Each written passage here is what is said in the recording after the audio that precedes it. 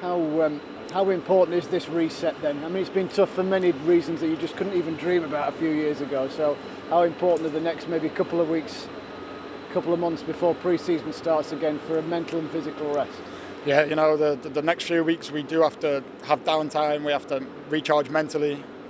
We have to think about our own personal performances, because throughout the season there's been times when we've all let ourselves down, and we have to come back in pre-season, hit the ground running sharp.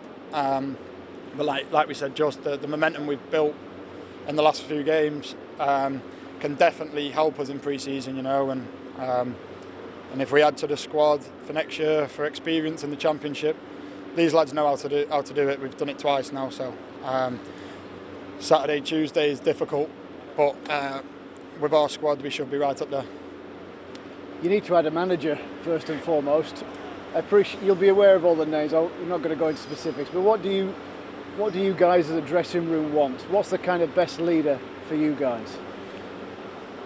To be honest, as much as we're all waiting for a manager, I don't think many of us have actually spoke about it, about what needs to happen, what might happen, because it's out of our hands. If the club appoint a foreign manager or an English manager or a manager who's worked in the Championship or who's never worked in England before, it's out of our hands. So I think we just need to hit the ground running in pre-season to get used to whatever style of play that the new manager wants us to play. So it's an exciting time, although it's been waiting a while now. It'll just be nice to see who gets the job and then see their style of play and as I say, try and hit the ground running in pre-season. It's a bit of a cliched question from me, but how important is it that appointment is quick? Because David McGoldrick after the Newcastle game was talking about just needing that kind of certainty so people know where they stand, whether it's about a contract or just next season.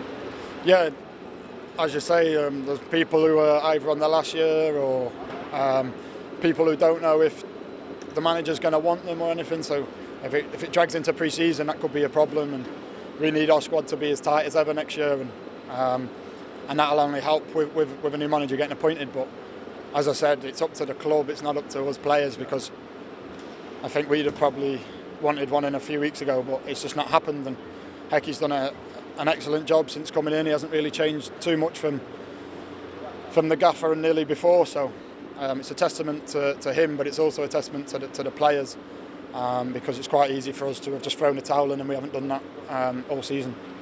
You're one of the players that's been anointed with a couple of end of season awards. What does that mean to you? It means everything, to be honest. I'd have preferred to have stayed up than win 2 awards, but that's football. It's a huge honour to obviously be voted by the fans. Obviously after a tough start, which I had, some ripped me off, which was their decision. Some stuck by me, and obviously now looks like I've turned quite a few of their heads around, and I'm just thankful for that, because this is where I want to be. I want to play in front of these fans, so it's a huge honour. But as I said, I'd much prefer to have stayed up and won absolutely nothing. But I'm really delighted.